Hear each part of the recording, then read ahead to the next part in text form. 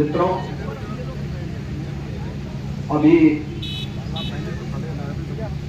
मैं अपने साथ में प्रदेश सरकार के हमारे जल शक्ति मंत्री और यहाँ के जनप्रतिनिधियों के साथ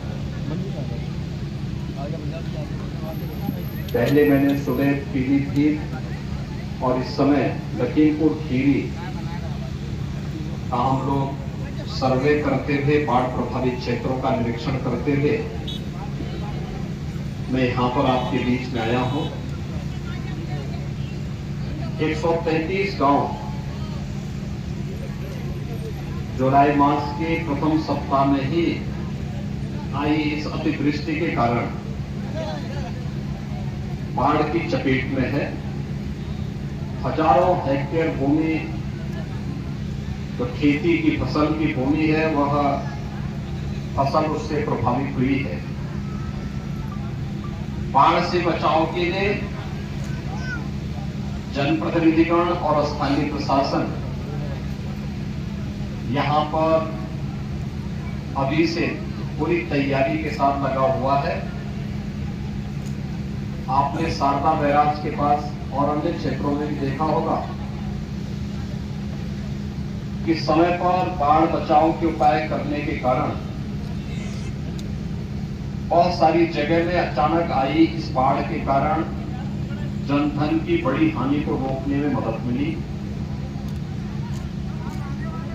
आपके जो विधायकगण हैं, जनप्रतिनिधिगण हैं, इनके द्वारा जो प्रयास समय पे किया गया था, आज उसका परिणाम है कि बड़ी आबादी को हम लोगों ने इससे बचाने में मदद की। लेकिन नेपाल और उत्तराखंड से काफी बड़े पैमाने पर पानी छोड़ने के कारण नदी में जलस्तर काफी वृद्धि हो गई थी, जिसके कारण जुलाई के प्रथम सप्ताह में ही बाढ़ की इस विभीषिका से जूझना पड़ रहा है। बचाव के लिए हम लोगों ने एनडीआरएफ, एसडीआरएफ, पीएससी की फ्लड यूनिट, इन सबको तो लगाया ही है। स्थानीय गोताखोर भी हैं। हर ग्राम पंचायत में नौकाओं की व्यवस्था के लिए भी कहा गया है।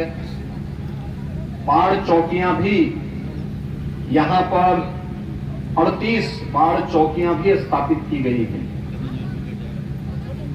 बाढ़ से 12 जनपद वर्तमान में प्रदेश के प्रभावित हैं और इन 12 जनपदों में राहत और बचाव के कार्य युद्ध स्तर पर चलाए जा रहे हैं। और मैं आज स्वयं भी पीलीभीत और लखीमपुर जनपद का दौरा करने के लिए आया हूं।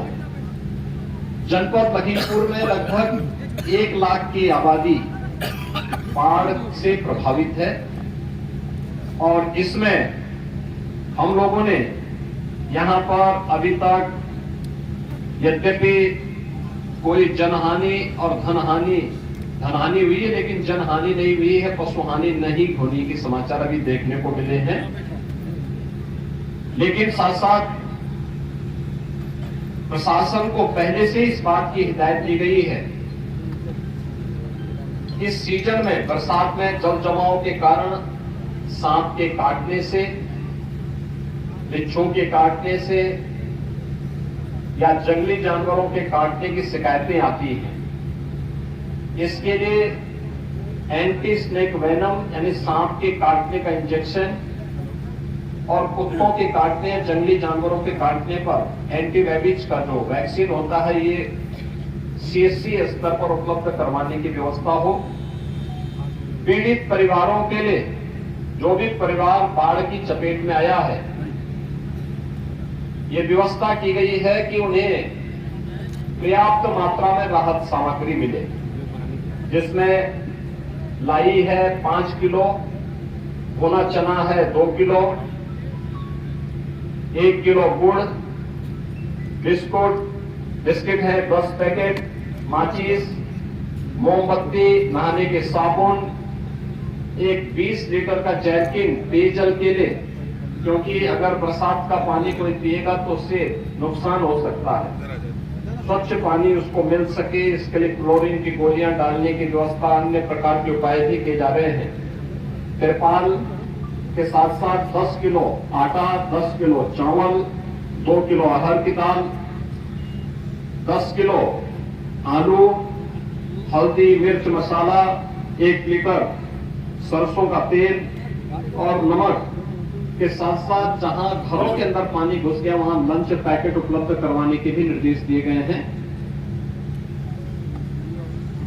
जनप्रतिनिधिगण लगातार प्रशासन का सहयोग करते हुए, जो माननीय विधायकगण हैं वे सभी प्रशासन का सहयोग कर रहे हैं और प्रशासन एनडीआरएफ, एसडीआरएफ, पीएससी की फ्लड यूनिट, पुलिस आदि की मदद से, स्वयंसेवी संस्थाओं की मदद से प्रभावित परिवारों पर राहत और बचाव के कार्यों को आगे बढ़ाने के लिए पूरी प्रतिबद्धता के साथ कार्य करेगी।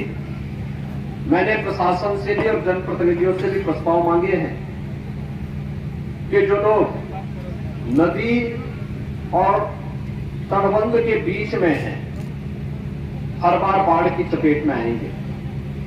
अगर वे अपनी सहमति देंगे तो हम उनको सुरक्षित स्थानों पर बसाने की व्यवस्था करेंगे। इसके लिए उनके लिए आवास वगैरह बनाने की व्यवस्था करेंगे। जैसे कि लखीमपुर खीरी में पहले हम लोगों ने प्रधानमंत्री आवास योजना की एक मॉडल, एक पूरी नई कॉलोनी के रूप में उसे विकसित करने के कार्य किए हैं और यही कार्य हम लोग यहां पर उन बाढ़ पीड़ितों के बचाव के लिए करेंगे। जो भी लोग उससे प्रभावित होंगे या जो लोग उस प्रकार के प्रस्ताव